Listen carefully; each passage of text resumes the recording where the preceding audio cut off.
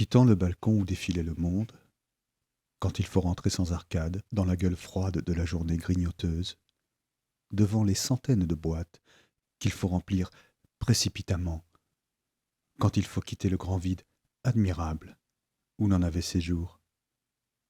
Tristesse du réveil. Il s'agit de redescendre, de s'humilier. L'homme retrouve sa défaite, le quotidien. Ayant perdu les témoins de sa splendeur, il ne sait que dire. Il peut même passer pour un imbécile, un médiocre, un homme de rien. Cependant qu'il y a peu d'instants encore, il se trouvait entre les majestés, lui-même sur un trône, parmi les souverains masqués, et qu'en grande pompe le suivaient ses gens, tandis que s'élevant toujours plus haut encore, il abordait à la plate-forme suprême, où, seul, le son des grandes trompettes de la victoire pouvait le rejoindre. C'est fini. En vain, le pauvre remonta d'un élan irrésistible le cours de son destin. En vain, il s'éleva.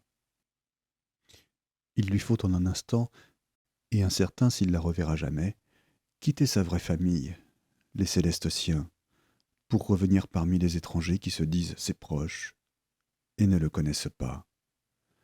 Il regarde autour de lui, il se sent accablé.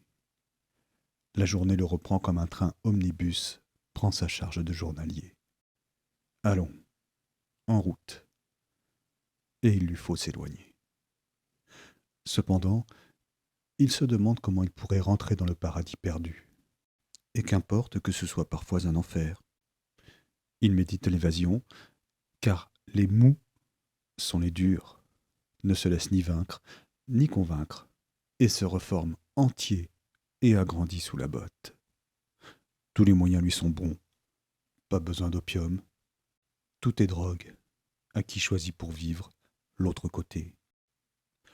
Attaquant son cœur à grands coups de café, ou même simplement de fatigue, ou même simplement d'imagination et du fluide intense de son désir, il décolle.